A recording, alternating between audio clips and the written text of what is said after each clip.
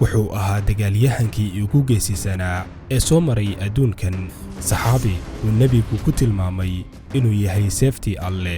wuxuu galay in ka badan 100 dagaal oo uu badankood hogaaminayay, mana dhicin in hal dagaal looga adkaado. wuxuu hilfaha u laabay boqortooyooyinkii Ruum iyo Faris. waxaynu u jeednaa seeftii Alle ee aan la loodin jirin. Khalid ibn al-Walid.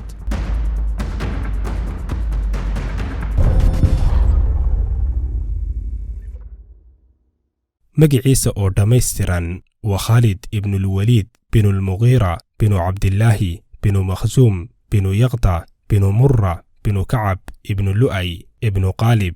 waxayna abtirsigiisa iyo kan nebiga naxariis nabadgelyo korkiisa ha ahaatee ay ku kulmaan awoowaha toddobaad. Khalid ayaa lagu naanaysi jiray Abu Sulaymaan. hooyadiis ayaa ah Lubaaba bintu al-Harith oo la dhalatay hooyadii mu'miniinta Maymuna bintu al-Harith. Khalid ibn al-Walid waxa uu ku dhashay magaalada Makka sanadku markuu ahaa 592 miilaadiga. aabihiis Walid ibn al-Mughira ayaa ahaa hogaamiyaha qabiilka Bani Makhzum, isagoona ka mid ahaa hogaamiyayaashii ugu awoodda iyo dhaqaalaha badnaa Quraysh. wuxuuna gaaray heer keligiis uu sanad sameeyo marada Kacbada la saaro, halka sanadka kale Quraysh oo dhammi isugu tegi jirtay samaynta marada Kacbada. Khalid bin Walid dhalashadiisii kadib, sidii caadada u ahayd qabiilkii Quraysh, aabihiis ayaa u diray mid ka mid ah reerihii deganaa baadiyaha si halkaasi loogu soo nuujiyo una ugu soo koro nolosha baadiyaha, isagoona reerkiisa dib ugu soo noqday markuu jiray 5 sano. markii uu Khalid ku soo laabtay Makka, waxa uu bartay fardafuulka iyo sidoo kale ku dagaalanka agabyada kale ee dagaalka sida seefta iyo ganida waranka. wuxuuna ka mid noqday dagaalyahanadii ugu kartida iyo xirfadda badnaa reer Banu Makhzum. Khalid bin Walid ayaa ku jiray da'da 24aad goortii nebiga naxariis nabadgelyo korkiisa ha ahaatee uu ku soo degay waxyigu. Khalid ayaa bilowgii hore aad u nacbaa diinta Islaamka, taasi oo uu kaga dayday aabihii Walid ibn Mughira oo nacayb daran u qabay Nebi Maxamed naxariis nabadgelyo korkiisa ha ahaatee iyo diinta Islaamkaba. Khalid bin Walid ayaa qayb ka ahaa in badan dagaaladii ay gaalada Quraysh la galeen muslimiinta, marka laga reebo dagaalkii ugu horeeyay ee dhex maray Quraysh iyo muslimiinta oo ahaa dagaalkii Badr. dagaalkaasi ayaa dhacay sanadkii 2 ee hijriyada, iyadoo lagu jabiyey gaaladii reer Quraysh. muslimiinta ayay u suurto gashay inay dagaalkaasi ku soo qabtaan 70 dagaalyahan oo reer Quraysh ah. 17 ka mid ah 70kaasi dagaalyahan ayaa ahaa reer Banu Makhzum, iyagoo u badnaa qaraabadii dhoweyd ee Khalid bin Walid oo uu ugu horeeyo walaalkiis Walid ibn Walid ibn Mughira. kadib jabkii xoogganaa ee gaalada ka soo gaaray dagaalkii Badr, waxay bilaabeen abaabul ka dhan ah muslimiinta iyo qaabkii ay argoosi u samayn lahaayeen, iyagoo diyaariyey ciidan gaarayay 3,000 oo dagaalyahan. nebiga naxariis nabadgelyo korkiisa ha ahaatee markii uu ka war helay abaabulka gaaladii Quraysh ay samaynayeen, ayuu isugu yeeray asxaabtiisii si uu ula sameeyo wadatashiyo ku saabsan sidii looga hortagi lahaa duulaankaasi. wadatashi kadib, rasuulka naxariis nabadgelyo korkiisa ha ahaatee oo hogaaminaya ciidan gaaraya 1,000 dagaalyahan oo ku taalay bannaanka magaalada Madiina ka hor intaanu nebigu naxariis nabadgelyo korkiisa ha ahaatee iyo dagaalyahanadii la socday aysan gaarin goobtii dagaalka, ayaa waxaa dib uga soo noqday Cabdillaahi ibn Ubayya ibn Salul oo ahaa madaxii munaafiqiinta iyo 300 oo dagaalyahan oo uu watay, taasoo tiradii ciidankii muslimiinta ka dhigtay 700 oo dagaalyahan, halka ciidankii gaaladuna ahaayeen 3,000 oo dagaalyahan. markii Nebi Maxamed naxariis nabadgelyo korkiisa ha ahaatee iyo ciidankii muslimiintu ay soo gaareen goobtii dagaalka, ayaa nebigu wuxuu amray 50 dagaalyahan inay koraan buur ku taalay goobta uu ka dhacayo dagaalku oo la yiraahdo Caynan, si ay muslimiinta uga ilaaliyaan in lagu sameeyo dhabarjabin. nebiga naxariis nabadgelyo korkiisa ha ahaatee ayaana amray inaysan buurta ka soo degin ilaa dagaalku ka dhammaanayo. laakiin markii dagaalyahanadii buurta saarnaa ay arkeen in muslimiintu ay ku gacan sareeyaan dagaalka, gaaladiina laga adkaan rabo, ayay ka soo degeen buurtii si qaniimada ay wax uga helaan.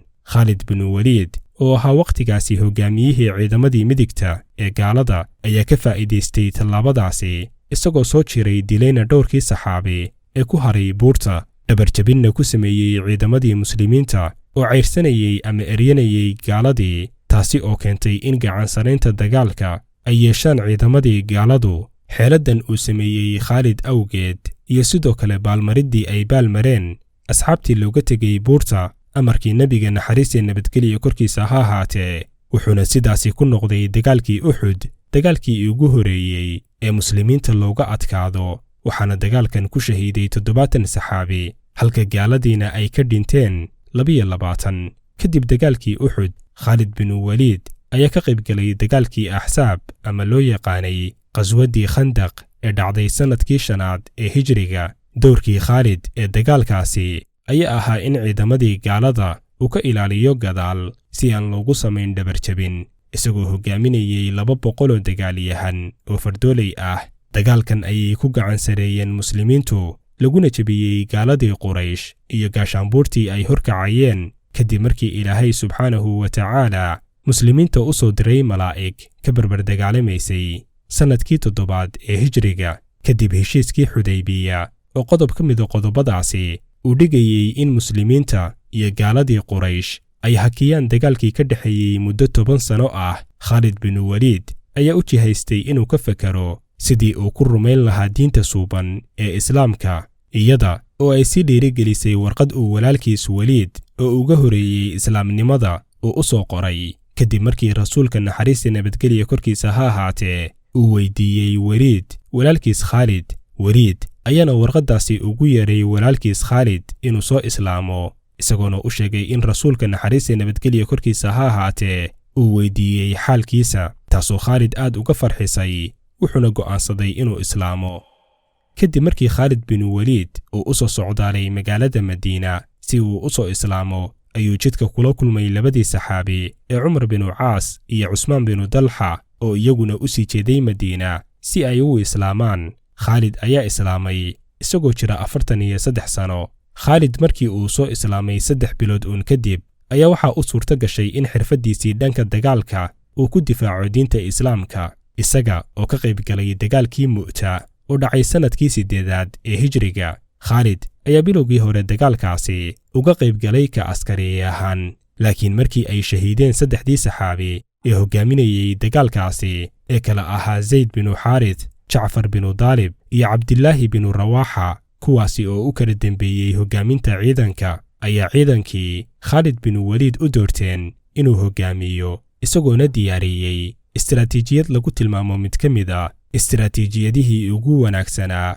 ee dib u gurasho ciidan ah si uu u yareeyo khasaarihii gaarayay muslimiinta, maadaama ciidankii Roomaanku ay aad uga tira badnaayeen muslimiinta. kadib markii ciidankii muslimiinta oo uu hogaaminayay Khaalid bin Waliid ay ka soo noqdeen Mu'ta, ayaa qayb ka mid ah dadkii reer Madiina waxay ciidankii uu Khaalid hogaaminayay ku eedeeyeen inay ka soo carareen dagaalka, laakiin nebiga naxariis iyo nabadgelyo korkiisa ha ahaatee ayaa yidhi, maahan kuwa soo cararay ee waa kuwo noqon doona haddii Alla idmo. nebiga naxariis iyo nabadgelyo korkiisa ha ahaatee ayaa waqtigaasi Khaalid bin Waliid ku sifeeyey inuu yahay seeftii Ilaahay. wixii waqtigaasi ka dambeeyeyna Khaalid ayaa lagu naanaysi jiray seeftii Alleh.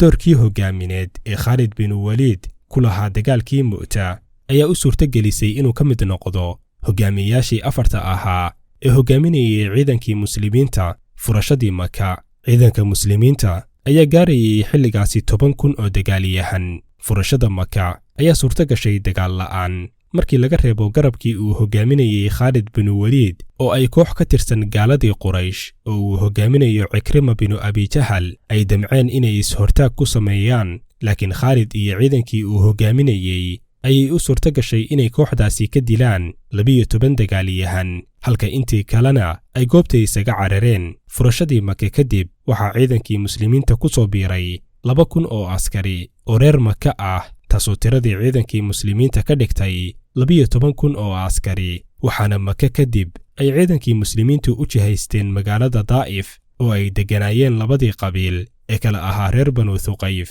iyo reer Hawaasin, kuwaasi oo caan ku ahaa nacayb ka daran ee ay u qabeen muslimiinta. dagaalkii Xunayn ee dhex maray muslimiinta iyo reer Daa'if ayaa lagu tiriyaa inuu yahay dagaalkii ugu horeeyey ay ciidamada muslimiintu ka tira badnaadeen ciidamadii gaalada, iyadoo ciidankii gaaladu ay ahaayeen 10,000 oo askari halka muslimiintuna ay ahaayeen 12,000 oo askari. kadib geeridii nebiga naxariis iyo nabadgelyo korkiisa ha ahaatee khilaafadii muslimiinta ayaa gacanta u gashay Abubakar alle ha ka raali noqdee waxaana bilowday xilligaasi in tiro ka mid ah muslimiinta oo uu iimaankoodu markoodii horeba daciif ahaa ay ka ridoobeen kana baxeen islaamka kuma ekaan ka bixidda islaamka balse waxaaba soo ifbaxay shakhsiyaad dhowr ah oo sheeganayay nebinimo oo ay ka mid ahaayeen Musaylamatul Kadaab, Aswad al-Cansi iyo Dulayxa binu Khuwaylid. arrimahani ayaa keenay in Abubakar binu Sadiiq uu ku amray Khalid binu Waliid inuu ka hortago fidnadaasi lana dagaalamo kuwa diinta ka ridoobay. Khalid oo hogaaminaya 700 oo dagaalyahan ayaa u jihaystay reer Banu Asad iyo gaashaanbuurtoodii kala ahaa reer Banu Qadfaan iyo reer Banu Ti, waxaana halkaasi ku sugnaa Dulayxa binu Khuwaylid oo sheegtay inuu nebi yahay. ciidankii muslimiinta ayaa jabiyey ciidankii uu hogaaminayay Dulayxa binu Khuwaylid halka isaguna uu isaga cararay goobtii dagaalka. markii ay Khalid binu Waliid iyo ciidankii uu hogaaminayay ay soo afjareen Dulayxa binu Khuwaylid iyo dadkii raacsanaa waxay u jihaysteen Musaylamatul Kadaab oo isaguna nebinimo sheegtay. ciidankii muslimiinta oo markaasi dhammaa 13,000 oo askari iyo ciidankii Musaylama oo iyaguna gaarayay in ka badan 40,000 oo askari ayaa dagaal ku dhex maray meel la oran jiray Sahal Caqraba oo ku taalla bariga jasiirad lamoodka Carabta. dagaalkan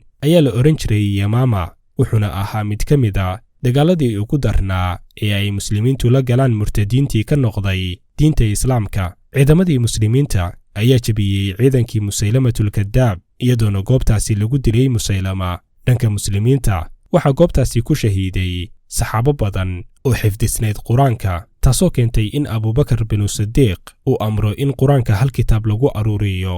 muslimiinta ayayna u suurto gashay in dhammaan murtadiintii ka ridoobay diinta islaamka ee ku sugnaa dhulka Carbeed ay ku soo afjaraan 6 bilood oo keliya kadib dhowr guluf ama duulaano oo ay qaadeen. duulaanadaasi oo ay kala hogaaminayeen Khalid binu Waliid oo la dagaalamayay murtadiintii ku sugnaa bartamaha jasiiradda Carbeed iyo Camar binu Caas oo la dagaalamayay murtadiintii ku sugnaa waqooyiga. kadib markii uu dhammaaday dagaalkii riddada waxay muslimiintu ku fakareen inay furtaan Ciraaq si loo soo afjaro boqortooyadii Faris oo markaasi ka telinaysay dhulkaasi. Khalid binu Waliid iyo ciidan gaarayay 18,000 oo askari oo uu hogaaminayay ayaa u jihaystay meel la dhaho Kaadimi oo hadda ku taalla waqooyiga waddanka Kuwait. ka hor intaan dagaal ku bilaabmin Khalid binu Waliid ayaa warqad u diray hogaamiyihii ciidankii boqortooyada Furus ee Hurmus wuxuu ku yidhi soo islaam aan ku nabadgelinne waxaan kuula imid ama hogaaminayaa ciidan jecel dhimashada sida idinku aad u jeceshihiin nolosha. hogaamiyihii ciidanka Faris ayaa iska diiday warqaddii uga timid Khalid binu Waliid isagoona go'aansaday inuu dagaalamo. Khalid binu Waliid markii uu ogaaday in ciidamadii Faris ay u soo dhaqaaqeen goobtii ay ku sugnaayeen ciidamadii muslimiintu ayuu wuxuu adeegsaday xeelad dagaal isagoona u jihaystay deegaanka Al-Xafiir. kadib markii ciidamada Furus ay soo gaareen deegaankii Kaadimi oo markii hore ay ku sugnaayeen ciidamadii muslimiintu ayay arkeen in goobtii maran tahay. ciidamadii muslimiintuna u jihaysteen deegaanka Al-Xafiir waxayna gaaladii u jihaysteen isla deegaankaasi. laakiin markii ay deegaanka Al-Xafiir gaareen ayaa Khalid iyo ciidamadii uu hogaaminayay dib ugu soo noqdeen deegaankii Kaadimi oo ay markii hore ka tegeen. Khalid ayaana xeeladaasi uga gol lahaa inuu daaliyo ciidamadii boqortooyada Furus oo ku hubaysnaa hub iyo agab kale oo aad u culus. noqnoqodkaas dheerna uu u sababayo daal ka hor intuusan bilaabanba dagaalku. dagaalkaasi ayaa la oran jiray dagaalkii silsiladaha waxaana lagu bixiyey hogaamiyihii ciidankii boqortooyada Faris ayaa ciidankiisa amray inay lugaha isaga xiraan silsilado si marka uu dagaal ku adkaado aysan goobta uga cararin. laakiin tallaabadan ayaa waxa ay muslimiinta u noqotay fursad u soo dedejisa inay gaaraan guul kadib markii ciidankii Farisiyiinta ay ku adkaatay inay sameeyaan dhaqdhaqaaq badan. dagaallo badan oo uu galay Khalid binu Waliid dhaawacyo fara badan oo soo gaaray heer uu gaaray in jirkiisa uusan lahayn meel far laga saaro. dhaawacyada dagaaladaasi ka soo gaaray aawadood iyo ciidankii muslimiinta oo aaminay inaan la guulaysan karin dagaal Khalid ka maqan yahay ayuu khaliifadii muslimiinta Cumar binu Khadaab uu gartay in shaqadii ciidannimo uu ka fariisiyo Khalid binu Waliid. Khalid binu Waliid alle ha ka raali noqdee ayaa geeriyooday sannadkii 21aad ee hijriga ka hor intaysan geeridu u imaan ayuu Khaalid yidhi waxaan ka qayb galay intaasi oo dagaal jirkaygana waxa ku wada yaala dhaawacyo iga soo gaaray seefo warmo iyo fallaaro la igu dhuftay hadeerna waa aniga maanta ku dhimanaya furaashkayga korkiisa ma seexdaan indhaha fulaydu